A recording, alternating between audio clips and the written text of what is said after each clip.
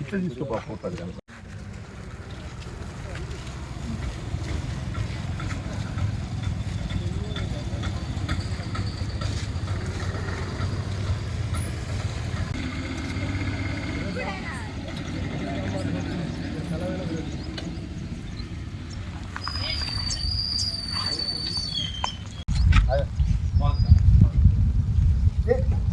అదొకటి చూపి ఎన్ని తీసుకెళ్ళి అలా అలా చూపి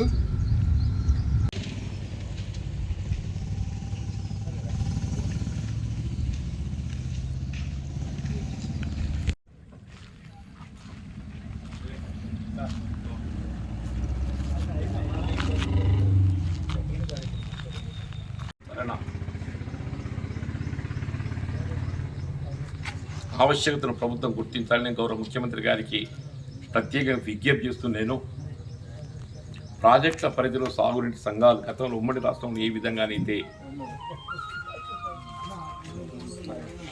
మనం ఏర్పాటు చేసుకుని జరిగిందో అప్పుడు వీరిని పునరుద్ధరించుకుంటేనే మనం ఆశించిన ఫలితాలు పొందగలుగుతామని చెప్పని కూడా నేను ప్రభుత్వానికి గౌరవ ముఖ్యమంత్రి గారికి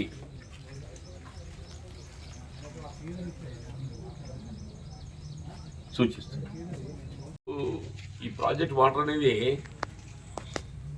కేవలం భూగర్భ జలం పెంపొందించడానికి మాత్రం ఉపయోగపడుతున్నట్టు అయిపోతుంది. అండర్ గ్రౌండ్ వాటర్ పెరుగుదల మాత్రం ఉపయోగపడుతున్నట్టు అయిపోతుంది.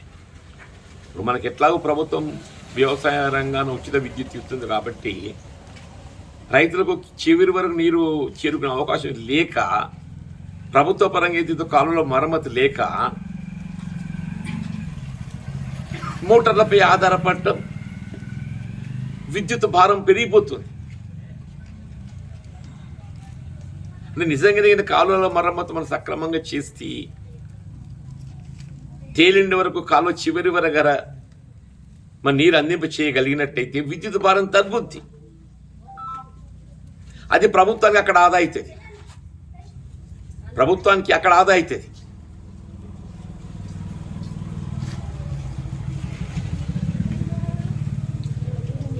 ఇప్పుడు గత టీఆర్ఎస్ ప్రభుత్వ హయాం లోపల ఏదైతుందో ఈ డిస్ట్రిబ్యూటరీ కమిటీ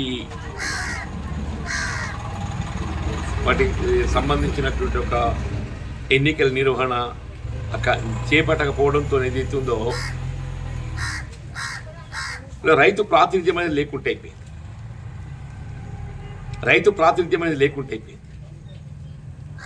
మనకి ఎప్పుడైతే రైతు ప్రాతినిధ్యం ఉంటుందో రైతు బాధ్యతగా వ్యవహరిస్తాడు. రైతు ప్రాతినిధ్యం ఉంటే రైతు బాధ్యతగా వ్యవహరిస్తాడు. ఇప్పుడు ఏమైపోయింది, రైతు ప్రాతినిధ్యం లేకపోతే కేవలం అధికారులపై ఆధారపడటంతో మనకి సమస్యలన్నీ ఏదైతుందో ఉత్పన్నమవుతాయి.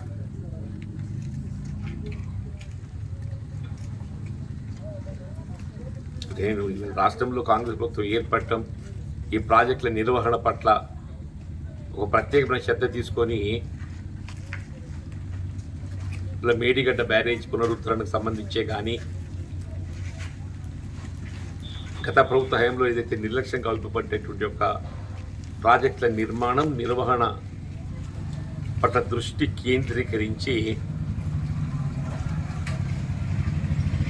ఇలా తక్షణమే మనకు ఏ విధంగా నూతన ఆయకట్టు పెంపొందించుకోగలుగుతామో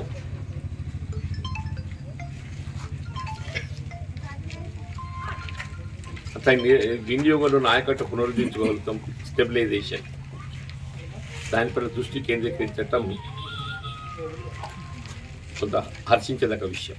పాటుగా ఈ తుమ్మడిహెట్టి వద్ద బ్యారేజ్ నిర్మాణం చేపట్టడం కూడా ఒక ప్రధానమైన అంశం. ఏం చెప్పంటారు, ఈ తుమ్మడిహెట్టి వద్ద బ్యారేజ్ నిర్మాణం చేస్తే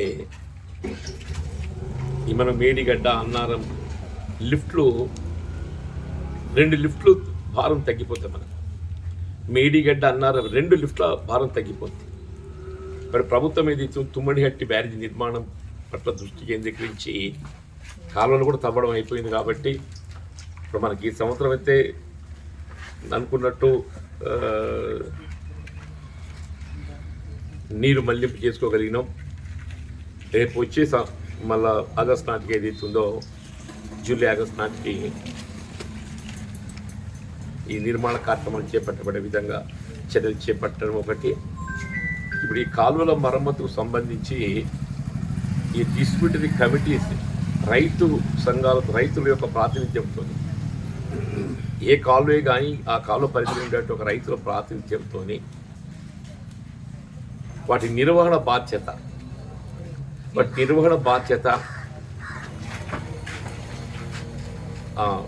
రైతులపై ఉండే విధంగా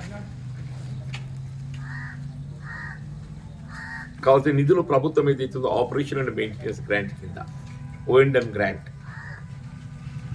ఆపరేషన్ అండ్ మెయింటెనెన్స్ అంటే నిర్వహణ అన్నట్టు ఎప్పటికప్పుడు నిధులు సమకూర్చితే వీళ్ళ మనకి ఇక్కడ ఈ కాలువ వంతెన 50 సంవత్సరాల క్రితం నిర్మాణం చేసింది. ఇది 50 సంవత్సరాల క్రితం నిర్మాణం చేసింది.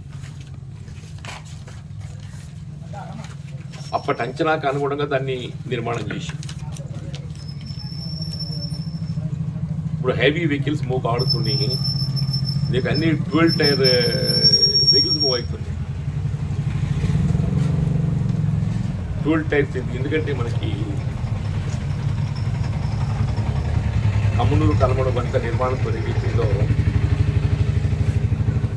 ఈ జన్నారం ధర్మపురికి ఇది ప్రధాన రహదారి. దాంతో వెయిట్ భారం ఎక్కువ పడి అది ఒకవైపు ఏదైతే ఉందో స్పిల్ పడిపోయి ప్రారంభించారు సాగునీటి సంఘాలు. సాగునీటి సంఘాలు ఏదైతే ఉందో ప్రారంభించాలి. ఏంటంటే మనకు వరల్డ్ బ్యాంక్ ఎయిడ్ పొందడానికి వరకు అప్పుడైనా డిస్ప్యూట్ కమిషన్ ఏర్పాటు చేసింది. ఇప్పుడు ఈ సాగునీటి సంఘాలు లేకపోవడంతో కేవలం అధికార యంత్రాంగమే మొత్తం బాధ్యత అంతా వాళ్ళ మీద పడిపోయింది. దాంతో ఏదైతుందో ఈ సమస్య వస్తుంది. సాగునీటి సంఘాలు ఉన్నట్టయితే సాగునీటి సంఘాల మీద బాధ్యత ఉంటుంది. మరి కావాల్సిన నిధులు ప్రభుత్వం సమకూర్చగలరు. అధికారులు ఏదైతుందో అంచనాలు రూపొందిస్తారు, పనులు చేపిస్తారు. రైతులకి ఇన్వాల్వ్మెంట్ లేకుండా, రైతుల భాగస్వామ్యం లేకుండా కేవలం అధికారికంగా ఏకపక్షంగానే మొత్తం కాలువల నిర్వహణ చేయడం అంటే సాధ్యం కాదు. రైతుల భాగస్వామ్యం అనేది ప్రధానమని చెప్పంటుంది. రైతుల భాగస్వామ్యం మనం పొందుపరచాలంటే సాగునీటి సంఘాలను పునఃప్రారంభం చేయాలి. సాగునీటి సంఘాలు ఏర్పాటు చేసుకున్నట్టయితే డిస్ట్రిబ్యూటరీ కమిటీస్ వస్తే, ప్రాజెక్ట్ కమిటీ వస్తుంది. ప్రాజెక్ట్ కమిటీ వచ్చినట్టయితే మన మొత్తం నిర్వహణ అనేది ఆ ప్రాజెక్ట్ కమిటీ మీదకి వచ్చేస్తుంది. నేను ప్రభుత్వానికి ఏదైతే ఉందో లిఖితపూర్వకంగా కూడా విజ్ఞప్తి చేస్తున్నాను. ఈ సాగునీటి సంఘాల పునరుద్ధరణ కొరకు దీంతో ప్రభుత్వానికి భారం తగ్గిపోతుంది. ఏమైపోయిందనంటే ముందు పేర్కొన్నట్టు ఇది కేవలం భూగర్భ జల మట్టం పెంపొందించడానికి కొరకు మాత్రం ఉపయోగపడుతున్నట్టు అయిపోతుంది.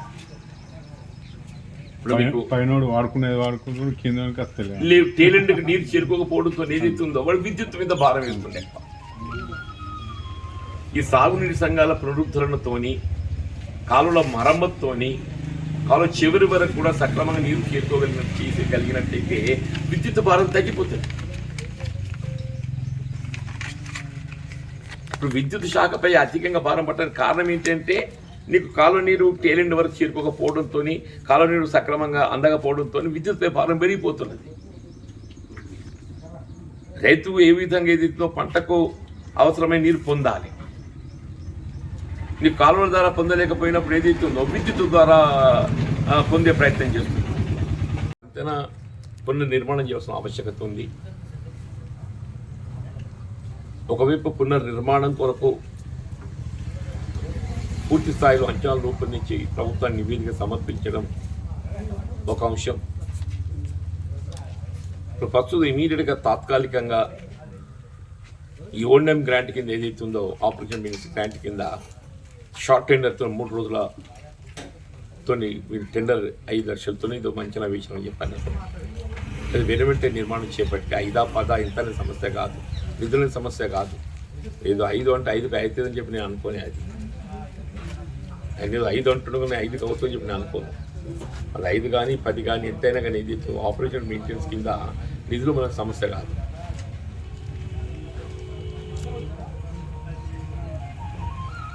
అది వెనువెంటనే మరమ్మతులు చేపట్టి ఈ రహదారి పునర్వినియోగంలోకి తేవాలని చెప్పని